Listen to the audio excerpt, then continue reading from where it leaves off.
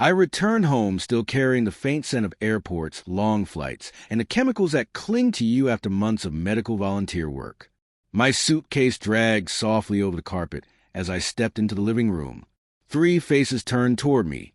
My parents stiff and uneasy, my sister practically glowing with triumph, and the man seated beside her. The man she had the audacity to call her husband. She lifted her chin with a smug little smile. "Surprised?" she asked, flaunting the necklace that used to lie in my jewelry box, the shoes she borrowed without asking, even the lipstick shade I always kept hidden from her. "We tied the knot last month," she said sweetly. "Didn't Mom and Dad tell you?" My mother looked away.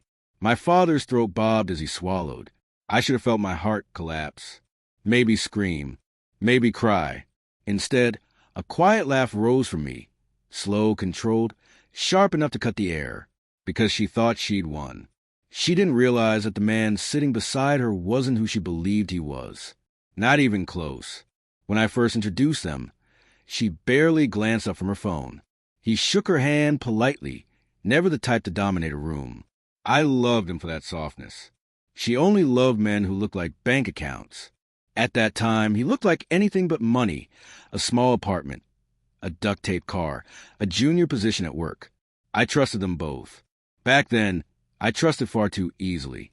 Before I left overseas, little cracks began to appear. He became distant, always on his phone. She suddenly cared about our plans, our finances, my travel dates. I chalked it up to stress, until the night I found her bracelet beneath his passenger seat, her initials carved right into the gold. He stammered through excuses. She laughed in my face. My parents dismissed my concerns, told me I was overreacting, insisted I needed a break, and that volunteer would clear my mind. That was the moment I understood everything. They weren't oblivious. They were preparing for what they already knew was coming. But instead of breaking, I began to plan. Before flying out, I visited a lawyer, not mine, his. I understood him better than he understood himself. Terrified of responsibility, terrified of confrontation, desperate for financial security. A few signatures, a calm conversation, and the groundwork was set. His debts were consolidated under his own name. Our joint accounts were quietly adjusted. And most importantly, he signed documents giving me full authority over his finances during my overseas absence. He thought I was helping him. In reality, I was removing every safety net he had. Then I boarded my plane. While I was stitching up strangers across the world, they were weaving their lives back home. The dress she stole, I let it go. The venue deposit she used, it came from an account that was never legally his. The wedding gift sent under his name, legally, those tied back to me. And the marriage certificate she proudly posted online, I smiled when I saw it, because the signature wasn't his. It belonged to the legal identity of a man financially bound to me alone. When I finally sat down in my parents' living room, her confidence flickered. She wanted me to scream. She wanted a reaction.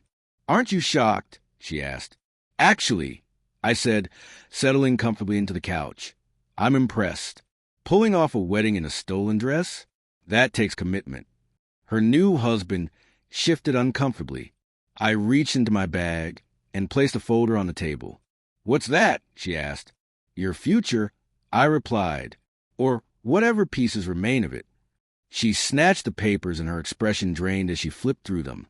His debt filings, the financial agreements tying his assets to me, the clause giving me full control of everything in his name, and finally, the document that broke her completely. Annulment papers, filed 3 days after their wedding, signed by him. She whipped her head toward him. "You signed this." He couldn't look at her. I didn't know. "Your parents said," she said. I leaned back and let the truth sink in. "You didn't marry him," I said quietly. "Not legally. The signature on your certificate was forged, and every expense, gift, and borrowed fund connected to the ceremony is now under investigation." Her voice cracked. You set all this up." "No," I told her. "You did, when you assumed I wouldn't fight back." The aftermath was simple. He moved away. My parents apologized, though it was years too late. My sister is still drowning in debts she never expected to owe. And me, I'm doing just fine. Better than fine. Because justice, when served cold and slow, tastes better than anything revenge could ever offer.